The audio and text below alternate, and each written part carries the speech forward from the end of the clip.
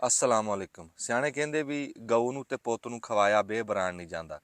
ਕਿਉਂ? ਭਲੇ ਵਕਤਾਂ ਦੇ ਵਿੱਚ ਬੰਦੇ ਢੱਗੇ ਨੂੰ ਤੇ ਪੁੱਤ ਨੂੰ ਇੱਕ ਬਰਾਬਰ ਜਾਣਦੇ ਸੀ ਵੀ ਔਖ ਸੌਖ ਦੇ ਵੇਲੇ ਜਾਂ ਚੰਗਾ ਢੱਗਾ ਕੰਮ ਆਉਂਦਾ ਸੀ ਜਾਂ ਚੰਗਾ ਪੁੱਤ ਕੰਮ ਆਉਂਦਾ।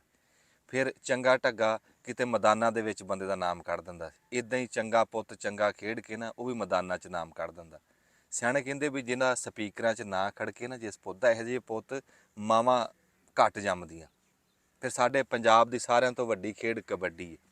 ਪਾਕਿਸਤਾਨ ਪੂਰਾ ਪੰਜਾਬ ਕਬੱਡੀ ਨਾਲ ਪਿਆਰ ਕਰਦਾ, ਕਬੱਡਰਾਂ ਨਾਲ ਪਿਆਰ ਕਰਦਾ। ਪਰ ਕਬੱਡੀ ਦੇ ਹਵਾਲੇ ਨਾਲ ਇੱਕ ਬੜੀ ਬੁਰੀ ਖਬਰ, ਕੱਲ ਪਿਛਲੇ ਟਾਈਮ ਉਸਤਾਦ ਸਜਾਦ ਗੁੱਜਰ ਸਾਹਿਬ ਦਾ ਟੈਲੀਫੋਨ ਆਇਆ ਤੇ ਉਹ ਟੈਲੀਫੋਨ 'ਚ ਇਹ ਖਬਰ ਦਿੰਦਿਆਂ ਮੈਨੂੰ ਰੋ ਪਏ। ਉਹ ਕਹਿੰਦੇ ਵੀ ਮੁਹੰਮਦ ਖਾਂ ਵੈਂਸ ਪੰਜਾਬ ਪੁਲਿਸ ਦਾ ਕਪਤਾਨ, ਇੰਟਰਨੈਸ਼ਨਲ ਕਬੱਡਰ ਮੁਹੰਮਦ ਖਾਂ ਵੈਂਸ, ਉਹਦੀ ਲੱਤ ਕੱਟੀ ਗਈ। ਉਹ ਨੈਸ਼ਨਲ ਖੇਲਦਾ ਪਿਆ ਸੀ, ਨੈਸ਼ਨਲ ਖੇਲਦਿਆਂ ਉਹਦੇ ਸੱਟ ਲੱਗੀ। ਉਹਨੇ ਆਪਣੇ ਡਿਪਾਰਟ ਨੂੰ ਕਿਹਾ, ਉੱਥੇ ਬੇਗੌਰੀ ਹੋਈ ਵੀ ਇਲਾਜ ਨਹੀਂ ਕਰਾ ਸਕੇ ਸਹੀ। ਫਿਰ ਉਹਨੇ ਆਪਣਾ ਪ੍ਰਾਈਵੇਟ ਕਰਾਇਆ, ਉੱਥੇ ਅੱਲਾ ਜਾਣੇ ਡਾਕਟਰਾਂ ਕੋਲ ਬੇਗੌਰੀ ਹੋਈ।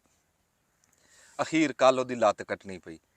ਸਾਡੇ ਪੂਰੇ ਪਾਕਿਸਤਾਨ ਵਾਸਤੇ ਬੜਾ ਸ਼ਰਮ ਦਾ ਮਕਾਮ ਆ, ਬੜੇ ਦੁੱਖ ਦੀ ਘੜੀ ਆ ਕਿ ਅਸੀਂ ਆਪਣੇ ਇੰਟਰਨੈਸ਼ਨਲ ਹੀਰੋ, ਕੌਮੀ ਹੀਰੋ, ਅਸੀਂ ਉਹਨਾਂ ਨੂੰ ਸੰਭਾਲ ਨਹੀਂ ਸਕੇ।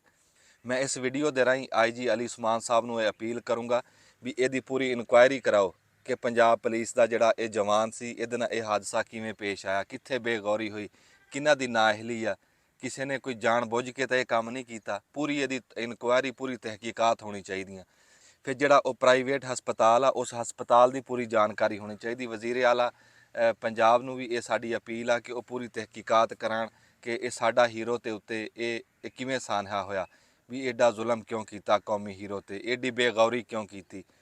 ਪੰਜਾਬ ਪੁਲਿਸ ਦਾ ਕਪਤਾਨ ਹੋਵੇ। ਮੈਂ IG ਸਾਹਿਬ ਨੂੰ ਪੁੱਛਦਾ ਵੀ IG ਸਾਹਿਬ, ਉਹ ਚਾਹਤ ਫਤਿਹ ਅਲੀ ਖਾਨ ਨੂੰ ਅਵਾਰਡ ਦੇਣ ਜੋਗਾ ਤਾਂ ਤੁਹਾਡੇ ਕੋਲ ਟਾਈਮ ਹੈ, ਤੇ ਇਹ ਆਪਣਾ ਕੌਮੀ ਹੀਰੋ, ਇਹਦਾ ਤੁਸੀਂ ਹਸਪਤਾਲ ਜਾ ਕੇ ਪਤਾ ਨਹੀਂ ਕਰ ਸਕੇ।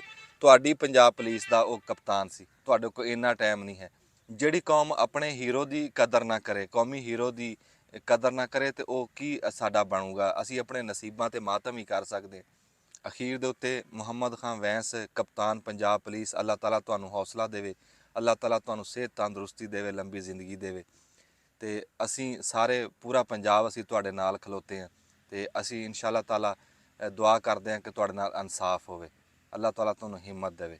ਆਮੀਨ।